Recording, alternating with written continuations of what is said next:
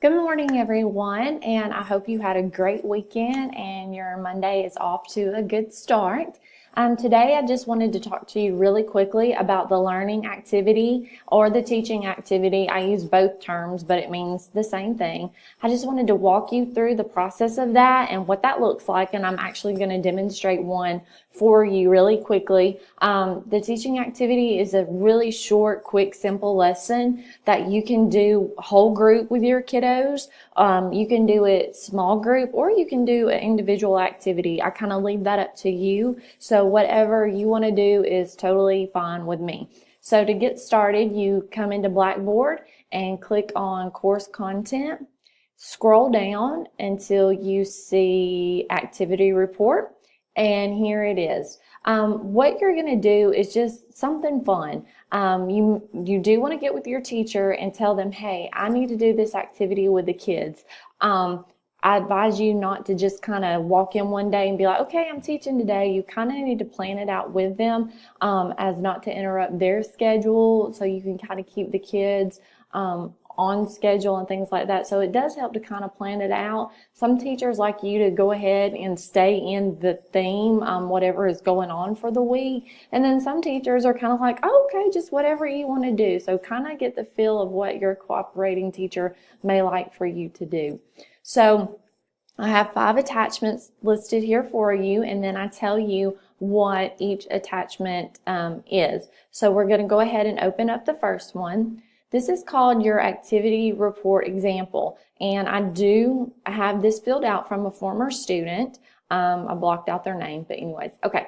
So what she did an activity called Pete the Cat. I love Pete the Cat, and has 4 groovy buttons. Right here, this tells you exactly what you need to do, and then this also tells you just complete the form. And this is handwritten. This is really short and sweet. There is a blank copy of this form on the attachment, so you'll just print this out and just write really quickly, just like this student did. Description of the project. She's going to read a book. In her game, kids are going to roll the dice, count buttons, and put them on the shirt. So what she did was she read the book. I actually have the book, Pete the Cat and his 4 groovy buttons.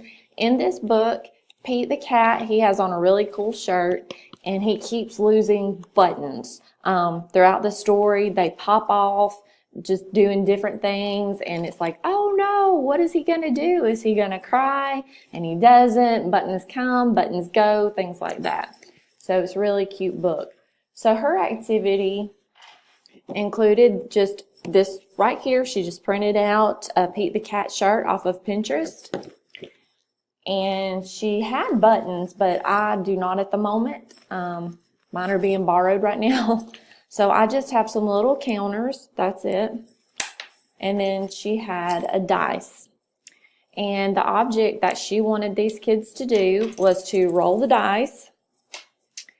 And her object was to get kids to get 10 buttons on their shirt. And that was it. And that's how she connected Pete the Cat and his 4 groovy buttons, and then kids getting 10 buttons on their shirt by rolling the die, counting it, and then counting buttons on their shirt and getting 10. And that was it. Super, super simple, because these kids are, 3, 4, 5 years old. So I don't want you to think that you have to create like this mass unit or something, just super, super big, because their attention span is not that long.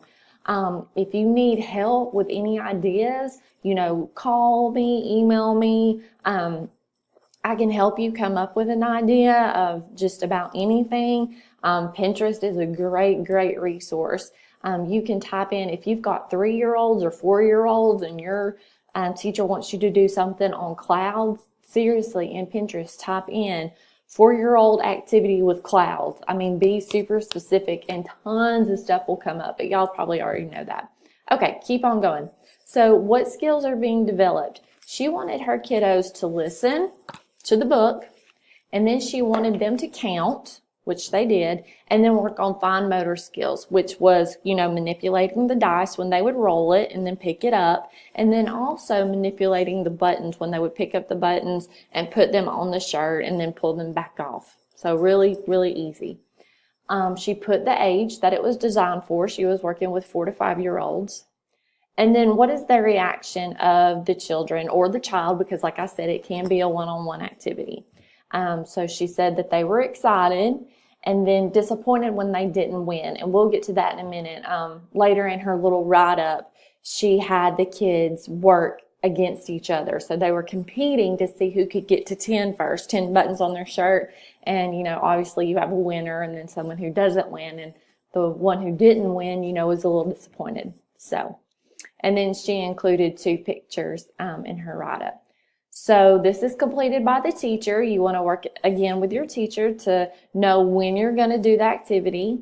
And then your teacher needs to sign off on it. Okay? So that is how easy that form is. So let's go back.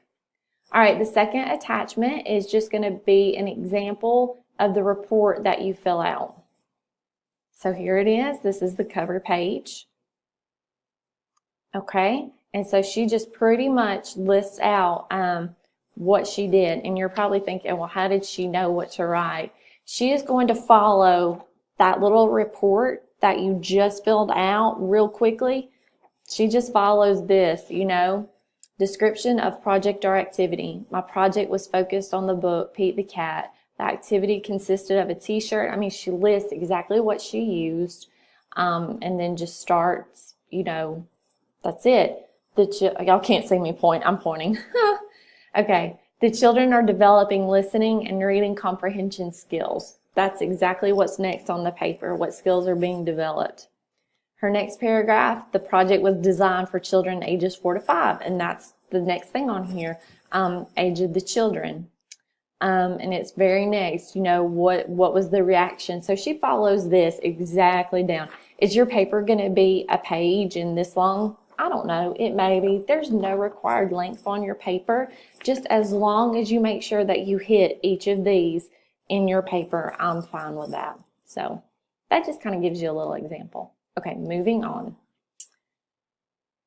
The teaching activity report, there's the blank one for you.